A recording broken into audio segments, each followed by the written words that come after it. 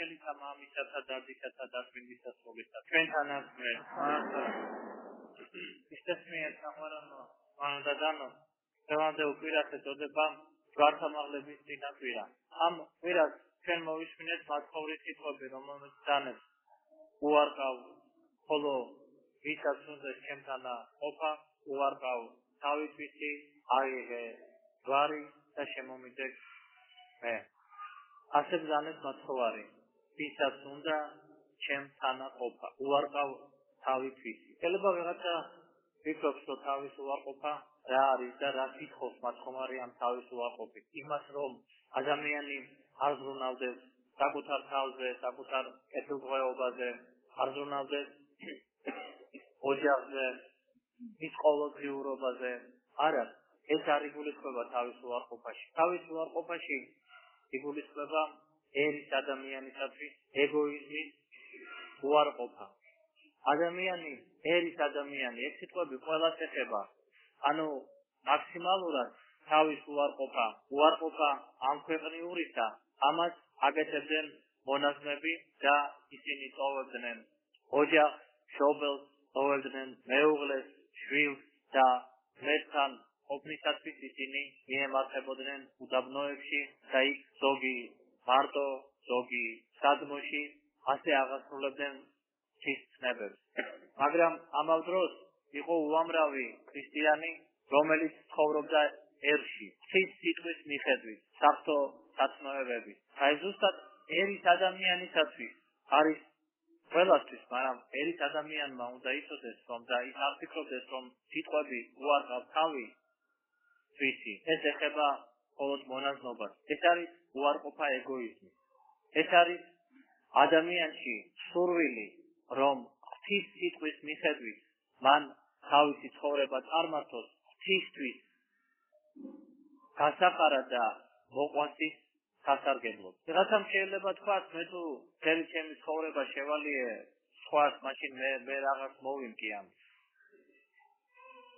ყოველ ლიტურგიაზე კვირა დღეს იმ ფსალმუნში აღსავლებში რომელიც იკითხება კვირა დღის ლიტურგიაზე არის სიტყვები უფალსა უყვარან მართავნი ღვთის წინაშე სიმართლე ეს არის სწორი სარწმუნოება და ეს არის ღვთის ცნების ცხოვრება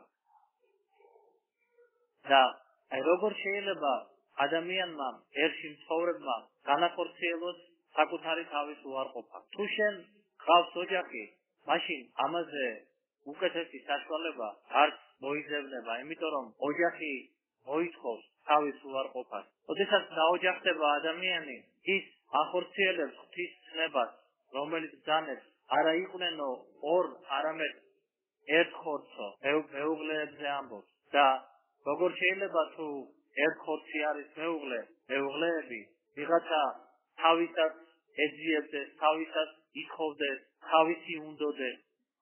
მეუღლეები უნდა ცხოვრობდნენ ერთმანეთის გასახარად და ცდილობდნენ რომ არა საკუთარ თავისას ითხოვდნენ, არამედ მეორე მისი ნახევრის გასახარად და სასიამოვნოდ წარმართოს თავისი ქმედებანი. სამწუხაროა და ცუდია, როდესაც მეუღლეები ასე არ ურთიერთობენ, ასეთი დამოკიდებულება არ არის მათ შორის. როდესაც შვილი ჩდება და თუ ყავს რამოდენიმე შვილი, მაშინ საფრთხეა შენ ეგოიზმისათვის. შენ შვილებს უნდა მოახმარო შენი ძალისხმევა, შენი ძალა, შენი ნიჭი, უნარი. ყოველივეს მათ სულიერ აღზრდას და მათ ხორციელ კმაყოფასაც და ბუნებრივად შენი ეგოიზმი უკან იწევს შენს ოჯახში. იმიტომ რომ პასუხისმგებლობა გაქვს ოჯახის წინაშე. პასუხისმგებლობა ისე უბრალოდ არ არის მარტო პასუხისმგებლობა. პასუხისმგებლობაში არის სიყვარული. ვინც გიყვარს, ვიზეთ თვლი რომ შენ ვალდებული ხარ იზრუნო, მას ყოველ დღე შენ უკეთებ იმას, რისი გაკეთებაც მას სჭირდება და რასაც შენ თვლი რომ ეს უნდა გაუკეთო. თუ შენ გყავს მშობელი, რომელიც უკეთლოვანი არის, რომელსაც სჭირდება პატრონობა, მას სჭირდება მატერიალური უზრუნველყოფა, სჭირდება ზოგჯერ ფიზიკურად მასზე ზრუნვა, თუ ის ძალიან მოხუცებულია ან ძალზე წლოვანი არის.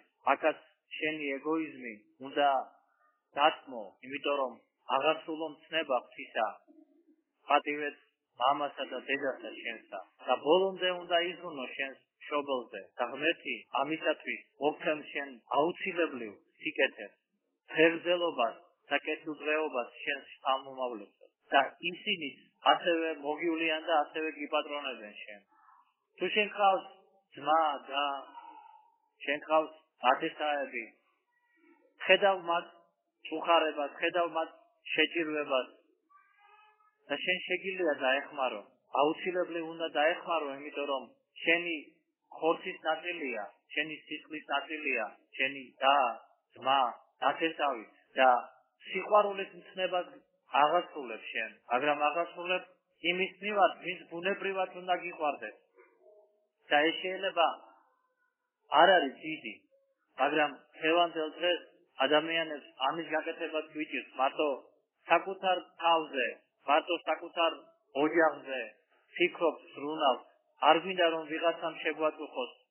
შეიძლება ბევრი გვაწუხებს, შეიძლება არ შეგვიძლია ჩვენ დახმარება, მაგრამ ყოველთვის ჩვენ მოგვეპოვება თბილი სიტყვა, მოგვეპოვება გულშემატკივრობა და შეიძლება ადამიანს უთხრას, რომ საყვარელო, აპატიე, მე ვერაფრით ვერ დაგეხმარები შენ, იმიტომ რომ არ შემიძლია.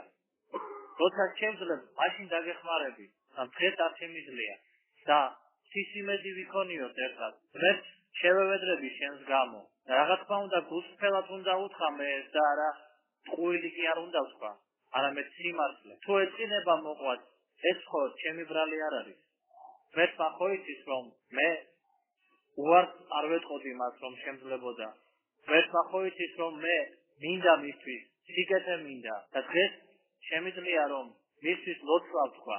ცივად ზურგი არ შევაქციო, არ გავატრიალო ჩემი კარიდან ისე რომ ადამიანი სასოწარკვეთილებაში ჩავარდეს.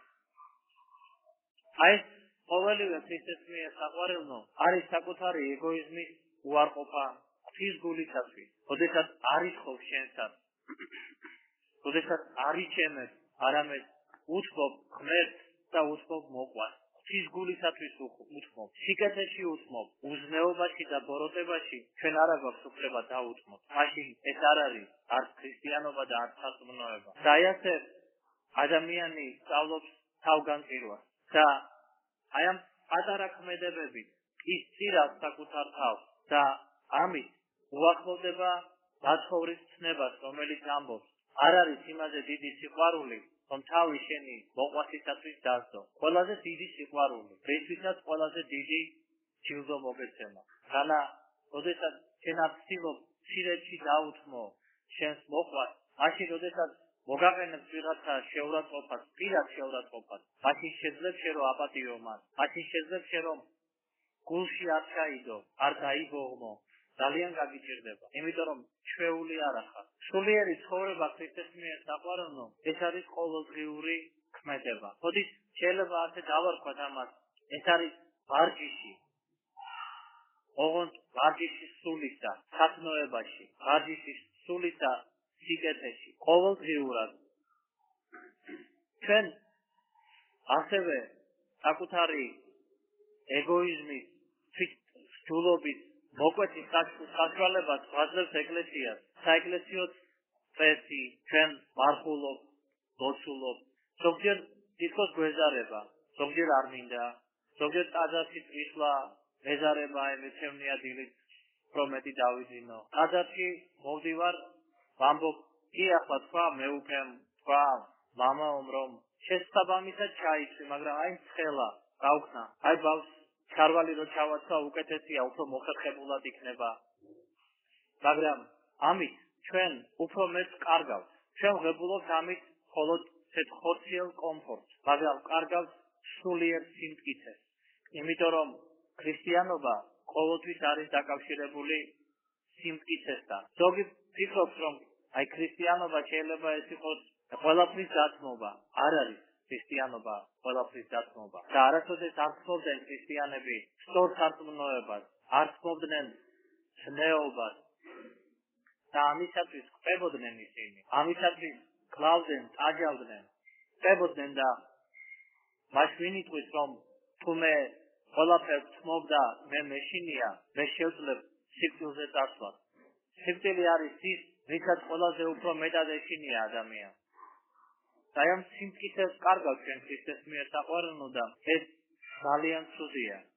იმიტომ რომ მაცხოვრის სიტყვები არის, რომელიც ბრძანებს, ვინცომ მცირეთა ზედაო, ერთგული არ იქნებაო, როგორ იქნება ის დიდი დიდსა ზედა ერთგული. მცირეზე თუ არ ახარ შენ ღვთის სიტყვის ერთგული, ეკლესიის ერთგული შვილი, მაშინ დიდზე, დიდ განსაცდელზე, დიდ მწუხარებაზე თუ ან დიდ სიხარულზე და დიდ წყალობაზე ღვთისაზე, როგორ იქნები შენ, როგორ იქნები ერთგული.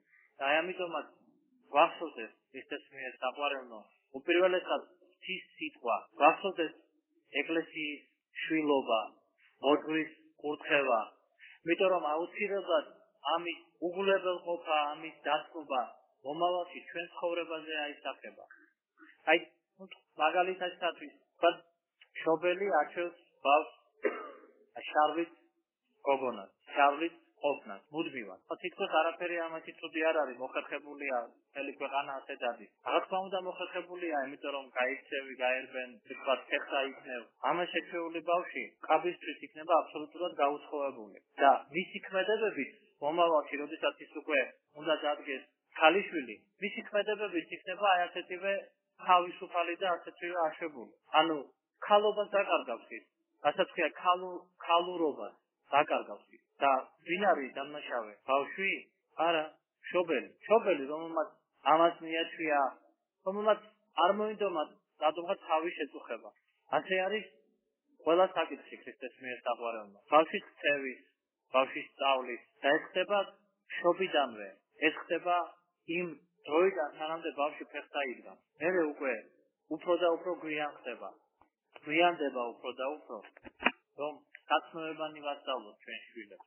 და ჩვენ ხო გვინდა შვილი, რომელიც გაგვახარებს, რომელიც დააწყობს ჩვენ სიბერეს, რომელიც სიხარულს მოგვიტანს ჩვენ და ყველას, რომელიც თავის ცხოვრებას შვიდობით და ბედნიერად განვლევს. როგორ იქნება ასეთი შვილი, როგორ გვეყოლება თუ ჩვენ მას ბავშვობიდან ვეუბნებით და ვასწავლით, რომ შენ ყველაზე მაგარი უნდა იყო. შენ ყველაზე ჭკვიანი უნდა იყო, ჯობნიო არ დაილევა, რა თქმა უნდა. ცხოვრება კი არ არის არ 1 წელი, არ 10 წელი, ცხოვრება არის დაბადებიდან სიკვდილამდე. და რამდენს ვიცხოვრებთ, არავინ არ ვიცი. 20, 40, 90 თუ 100, მაგრამ ყველას გვინდა რომ ცხოვრების წლები გქონდეს სასიხარულო და კბილი და ბედნიერი. ამიტომაც ეს უნდა განვახორციელოთ ღმერთთან ერთად. ამე თუ თავადი არის უფალი, სათავე ყოველივე სიკეთისა და ბედნიერების. მასშია ყოველივე საწვისი, მასშია ყოველივე საწნოება, მასშია შემწეობა ჩვენშია მონდომება, ჩვენშია განხორციელება. ერთმა მოგცეს ყველას ამის სიბრძნე და ამის ძალა. ერთმა დაგლოცოთ ქრისტეს მიერ საყვარელო, საღამოს სადღესასწაულო ლოცვა დაიწყება 4 საათს.